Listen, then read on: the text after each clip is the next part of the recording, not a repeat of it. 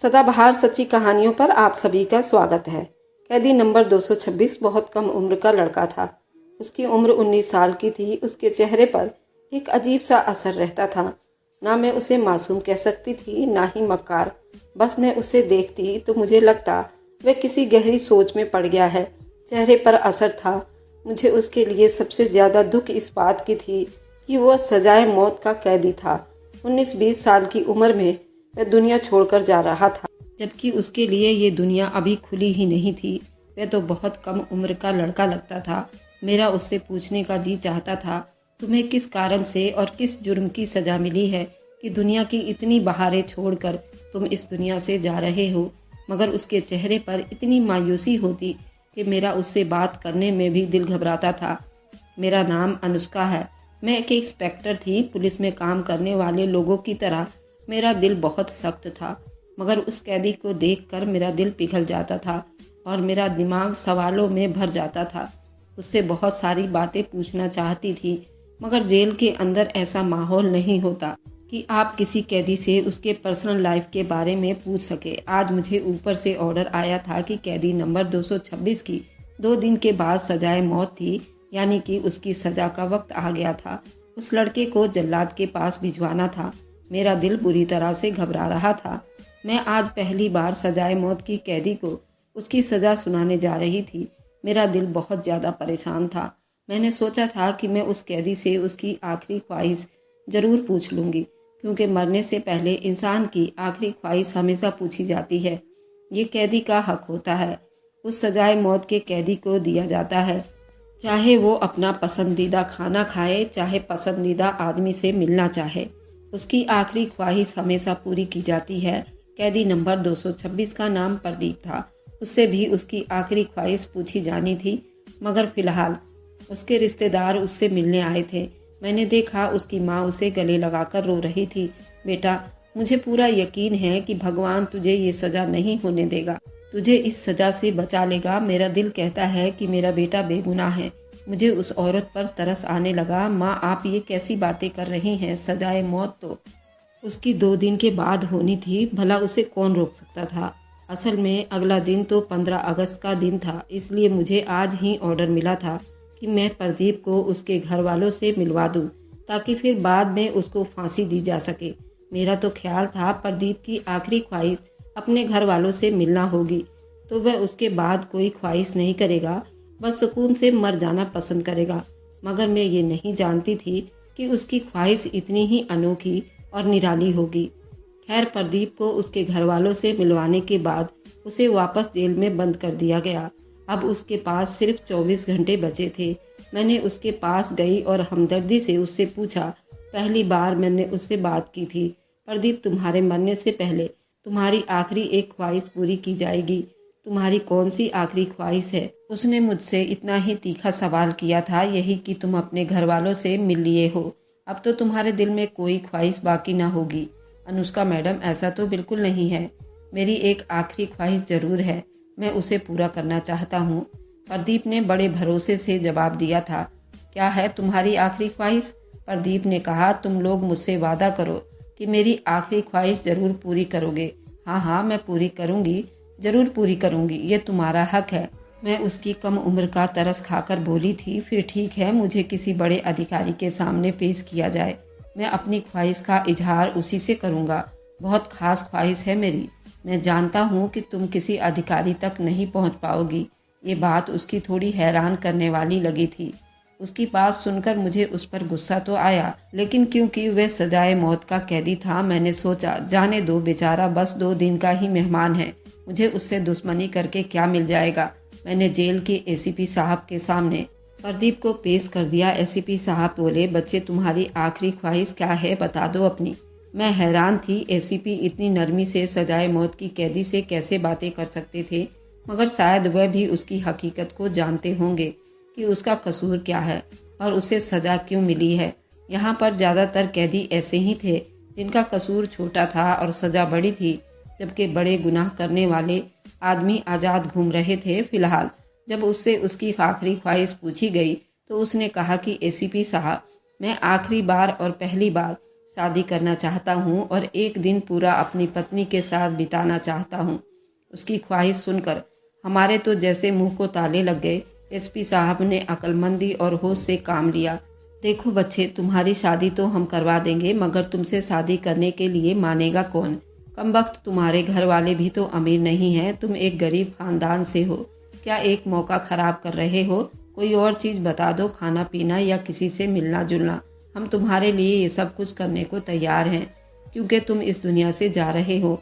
हमारे लिए दुख की बात है, मगर कानून सख्त है और कानून ऐसा ही सबके लिए बराबर है, चाहे कोई कम उम्र और मासूम है या फिर ज्यादा उम्र का या बदमाश, सबके लिए एक ही सजा है। मैं नहीं जानता कि तुम्हें सजा क्यों हुई, तुम्हारा केस तो सबसे ज्यादा गंभीर है, लेकिन ये है कि अब तुम सजाए मौत के कैदी हो तो बिना वजह तो नहीं हो ना, तुम्हें किसी वजह से तो सजा मिली है। अब तुम किसी ढंग की ख्वाहिश के बारे में बात करो तो हम पूरी भी कर देंगे, लेकिन मैं यकीन से कह सकता हूँ तुमसे कोई शादी के लिए तैयार नहीं होगा, और फिर हम कैसे तुम्हारी शादी करवा दे। प्रदीप बड़े तसल्ली से बोला, एसपी साहब, मैं कब आपसे कह रहा हूँ कि आप मेरी शादी करवाओ। मैं आपको एक ऐसा तरीका बताता हूँ, मेरी शादी खुद ब खुद हो जाएगी।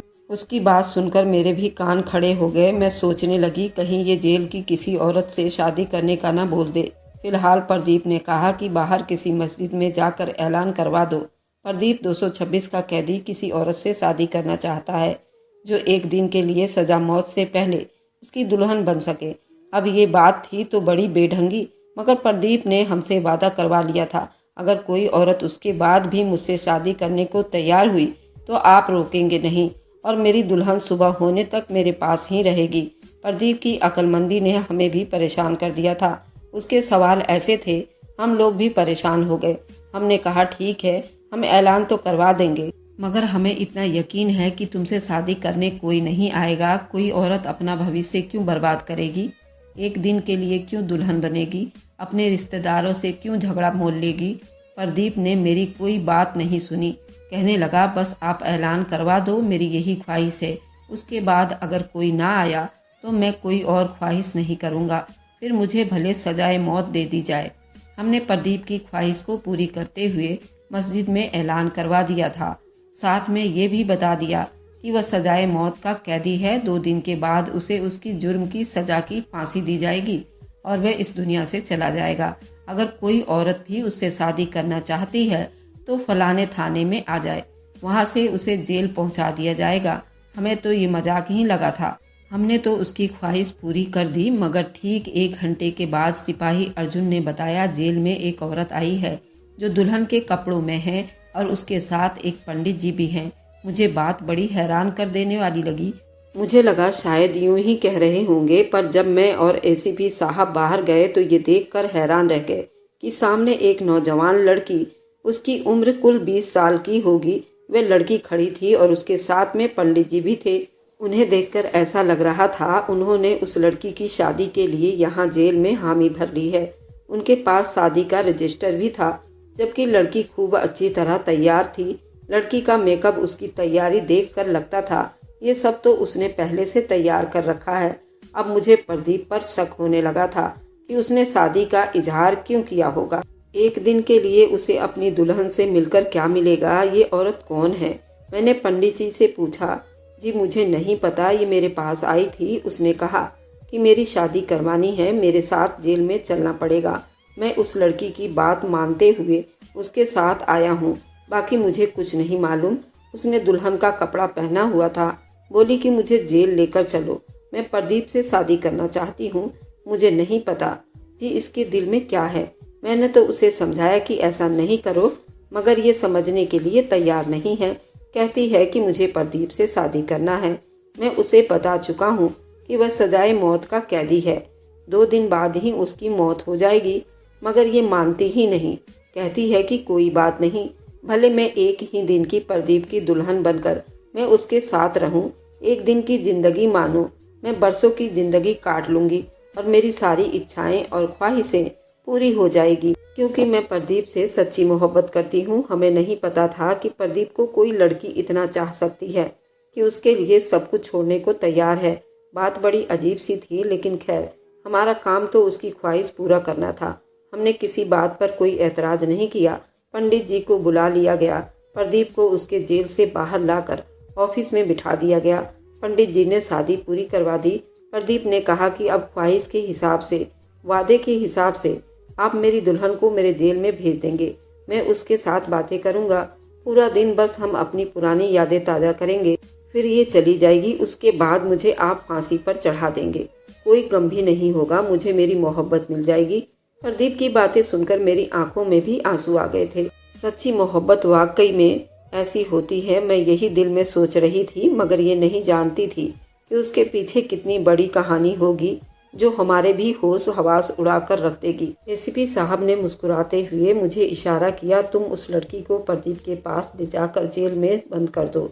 वहाँ तो कुर्सी भी नहीं है, बिस्तर भी नहीं है। ये बेचारी खुद ही तंग आकर थोड़ी देर में बाहर निकलने के लिए कहेगी। मैं भी यही सोच रही थी। मैं उस लड़की को जेल में ले गई। वहाँ तो मुश्किल 2 लोगों के खड़े होने की जगह थी। मैंने उन दोनों को जेल में बंद कर दिया, फिर बाहर आ गई। मुझे लगा था थोड़ी देर के बाद वह लड़की तंग आ जाएगी, मगर मुझे हल्की हल्की सी आवाज़ आने लगी। ऐसा लग रहा था कोई कुछ खोलने की कोशिश कर रहा है। शक हुआ शायद जेल का दरवाज़ा तोड़ने की कोशिश की जा रही है, मगर मैं तसल्ली में थी। मैं जानती थी कि जेल का दरवाज़ा खोलना इतनी आसान बात नहीं है। मेरी कोशिश यही थी कि प्रदीप अपनी आखिरी बातें अपनी मासूका से कर ले। मुझे उन दोनों में फिलहाल कोई दिलचस्पी नहीं थी। जो वह बातें कर रहे थे ना ही मैंने सुनी और ना मैंने ध्यान दिया। मुझे तसल्ली करने के लिए बस एक ही बात काफ़ी थी कि जेल में इतने सारे गार्ड और जेल के दरवाजे पर एक मजबूत ताला लगा हुआ था। उस ताले को कोई भी चाहकर भी नहीं खोल सकता था। काफ़ी देर बीत गए, मुझे नींद आने लगी थी। तभी मुझे जेल से थोड़ी सी चीखने की आवाज़ आई। मैं जल्दी से वहां पहुंची तो वह लड़की जो कि प्रदीप से शादी करने के लिए यहाँ आई थी, वह लड़की जेल में बैठी हुई थी। उसने कहा, मुझे यहाँ से निकाल दो। अब मैं प्रदीप के साथ 1 मिनट भी नहीं रह सकती। मुझे लगा शायद प्रदीप ने उस लड़की के साथ कोई बदतमीजी की होगी। उसने कहा, मेरे घर वाले मेरा इंतजार कर रहे होंगे तो मुझे घर जाना है। मैंने जल्दी से जेल का दरवाज़ा खोल दिया, उस लड़की को आज़ाद किया और वापस ताला लगाकर प्रदीप को कैद करके वापस मैं अपने कमरे में आ गई। मैं उस बात से बेखबर थी कि जब मैं सुबह उठूंगी तो एक तूफान होगा जो मेरे इंतजार में होगा। एसीपी साहब ने मुझसे कहा, वह सजाए मौत का कैदी 226 कहाँ है? मैंने कहा, वह अपने ही जेल में होगा। आप ऐसा क्यों पूछ रहे हैं? बोले कि मुझे तो कहीं नजर नहीं आ रहा।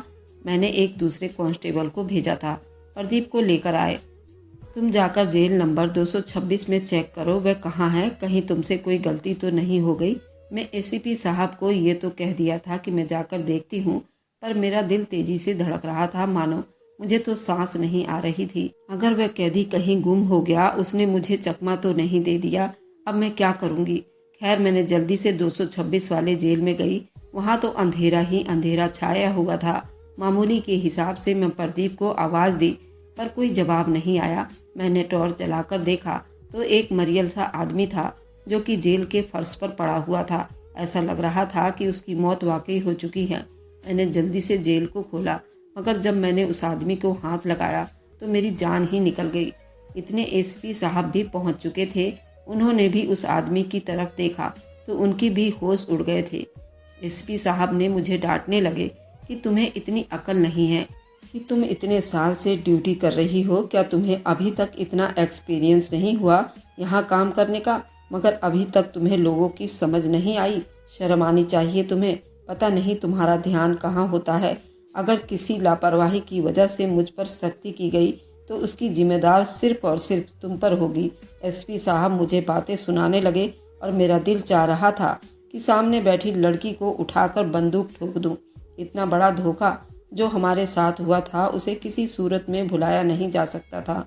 मैंने तो सोचा था कि ये लड़की जो दुल्हन बनकर प्रदीप के साथ मिलने के लिए आई है वह प्रदीप के मोहब्बत में पागल है, दीवानी है, मगर मैं ये नहीं जानती थी कि प्रदीप ने उसे और हमें धोखा देने के लिए इस्तेमाल किया है। वह खुद दुल्हन के कपड़े में निकलकर जेल से भाग गया था और हमारे सामने इस लड़की को छोड़ गया था। अब उस लड़की को हम सजाए मौत तो नहीं दे सकते थे, क्योंकि सजाए मौत का कैदी जो होता है सजा तो उसी को दी जाती है ना। अब उस लड़की को हम क्या कर सकते हैं, जबकि ये लड़की आदमियों के कपड़ों में हमारे सामने बैठी थी। आप लोगों ने प्रदीप के साथ अच्छा नहीं किया, सजाए मौत का हकदार नहीं था, ये बात तो वक्त साबित करेगा। उस लड़की ने आंखों में आंखें डालकर मुझसे ये बात कही थी तो मुझे उस पर बहुत ज्यादा गुस्सा आने लगा, मगर मैं कुछ नहीं कर सकती थी। एसीपी साहब ने हुक्म दिया कि प्रदीप को जल्द से जल्द ढूंढा जाए और 2 दिन के बाद हम क्या जवाब देंगे। हमने उसे सजाए मौत देनी थी, फांसी के फंदे तक पहुंचाना था और हमें चकमा देकर भाग गया। बड़े अफसोस की बात है, मुझे तुम्हारी ड्यूटी आदमियों के जेल में लगानी चाहिए थी। औरत जो होती है वह मर्दों को नहीं समझ सकती। एसपी साहब ने मुझे बातें सुनाते रहे। मेरा दिल बहुत घबरा रहा था। मैं समझ नहीं पा रही थी इतना बड़ा धोखा मेरे साथ कैसे हो सकता है। मैंने एक आदमी पर भरोसा किया, एक लड़की पर तरस खाया, तरस खाकर उसकी शादी करवाई और उसने मेरी ही आंखों में धूल झोंक दी। मगर अब हमारे पास सिर्फ एक ही रास्ता था कि हम उस लड़की के माँ बाप तक पहुँचे, फिर प्रदीप को ढूंढे। प्रदीप रात के अंधेरे में कहाँ गया, हमें इस बात का बिल्कुल पता नहीं था क्योंकि वह यहाँ से सुबह के 4 बजे निकला था। मगर मुझे उस लड़की पर हैरानी हो रही थी। अब मेरी दिलचस्पी का पूरा श्रेय वह लड़की बन गई थी। आखिर वह लड़की कैसे प्रदीप की जगह बैठने पर राजी हो गई, कैसे उसने प्रदीप को अपना पति भी मान लिया, कैसे उसने सोच लिया कि प्रदीप के हिस्से की फांसी उसे दी जाएगी। उसने इतनी मोहब्बत क्यों की, वह भी एक मुजरिम से। मैं ये बात नहीं जान सकती थी। अगर प्रदीप इतना बड़ा मुजरिम होता तो ये लड़की उसे इतनी मोहब्बत कैसे करती। मैंने उसके माँ बाप का पूछा तो उसने मुझे साफ साफ बता दिया था कि वो कांस्टेबल अर्जुन की बेटी है। अर्जुन साथ वाले गांव में रहता था।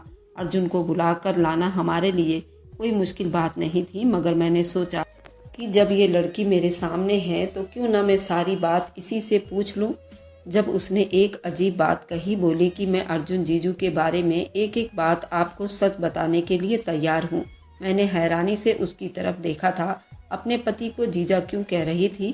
क्या अर्जुन तुम्हारा जीजा है? फिर तुमने अर्जुन से शादी क्यों की? मैं तुम्हें पूरी बात बताती हूँ। अगर रिश्ते में वह तुम्हारा जीजा लगता है तो तुम लोगों ने ये नाटक क्यों किया? वह रिश्ते में मेरा जीजा है, पर किस्मत ने मुझे उनसे शादी करने पर मजबूर कर दिया। मोहब्बत मैं उनसे जरूर करती हूँ, मगर मेरी मोहब्बत ऐसी नहीं थी कि मैं उनसे शादी कर लूँ। मैं उन्हें अपना जीजा जरूर मानती थी, पर मजबूरी में आकर मैंने उनसे शादी कर ली। तो फिर तुमने ये सब कुछ क्यों किया? तुमने उससे शादी क्यों की? क्या वजह थी? क्या तुमने हम सबको चकमा देने के लिए, अर्जुन को यहाँ से भगाने के लिए ऐसा किया? नहीं, यकीन मानिए ऐसा बिल्कुल भी नहीं है। वह कल शाम तक वापस आ जाएंगे। वह मुझे यहाँ कैसे छोड़ सकते हैं? बात यह है, अब तो उन्होंने मुझसे शादी कर लिया है। मैं उनकी धर्मपत्नी हूँ और वे अपने धर्मपत्नी को कभी भी छोड़कर बुज़दिलों की तरह भागेंगे नहीं। वह पीठ दिखाकर भागने वालों में से नहीं है। लड़की की बातें सुनकर मैं हैरान रह गई थी। फिर जो उसने कहानी सुनाई वह तो मुझे ज्यादा परेशान कर गई थी। मैं मजबूर हो गई। मैंने अपना फैसला बदल लिया और दोबारा से इस केस की जांच की ऑर्डर ले लिया और कैदी नंबर 226 की दुल्हन से फिर से पूछताछ हुई। उसने अपनी कहानी सुनाना शुरू की। मेरा नाम अंकिता है। मेरी बड़ी बहन की मंगनी अर्जुन से हो चुकी थी। अर्जुन बचपन से ही बहुत बहादुर लड़का था। जिंदगी में शायद ही ऐसा कोई वक्त आया जब अर्जुन किसी से डरकर भागा हो। अर्जुन मेरे पड़ोस के गांव में मेरे मम्मी का सहेली का लड़का था। अर्जुन पर हम लोग बहुत भरोसा करते थे। फिर जब उन्होंने मेरी बड़ी दीदी की मंगनी अर्जुन से करवा दी तो अर्जुन हमारे घर भी आने जाने लगे, मगर गांव का माहौल बड़ा अजीब होता चला गया। एक रात अर्जुन दीदी से मिलने के लिए हमारे घर पर आए। उस दिन माँ पापा भी घर पर नहीं थे। अर्जुन भाई की मंगनी हो चुकी थी। अब तो उनका हमारे साथ एक रिश्ता बन गया था। हम दोनों बहनें घर पर ही थी। घर में कोई और भी नहीं था। अर्जुन पिछले दरवाजे से आए। मैं समझ गई थी कि अर्जुन दीदी से मिलने के लिए आए होंगे। मैं किचन में चाय बनाने के लिए चली गई। दोनों आपस में बातें कर रहे थे। दरवाजे पर जोर जोर से किसी की आने की आहट होने लगी। मैं घबरा गई। मुझे लगा शायद मम्मी पापा आ गए हैं, मगर मैंने जाकर दरवाजे से बाहर झांक कर देखा तो कोई 3-4 आदमी खड़े थे। वे हमारे मोहल्ले के ही कुछ छिछोरे और बदमाश लड़के थे। उन्हें देखकर मैं डर गई, मारे कांपने लगी। मैं सोच भी नहीं सकती थी कि हमारे दरवाजे पर कभी ऐसे आदमी आएंगे। मुझे इस बात की तसल्ली तो थी, चलो हमारे साथ अर्जुन जीजू तो हैं, मगर ये आदमी गांव के बदमाश थे। मुझे उनको देखकर ही खून सूखता चला गया था। मैंने उनसे पूछा कि तुम कौन हो? उन्होंने कहा कि दरवाजा खोल दो, वरना हम दरवाजा तोड़ देंगे। मैंने उनसे बहुत विनती की, हम घर में अकेली बहनें थी, तुम लोग यहाँ से वापस चले जाओ। तब उन्होंने माँ बहन की गालियाँ देते हुए कहा कि हम वापस नहीं जाएंगे, तुम लोग इस गांव में बेसर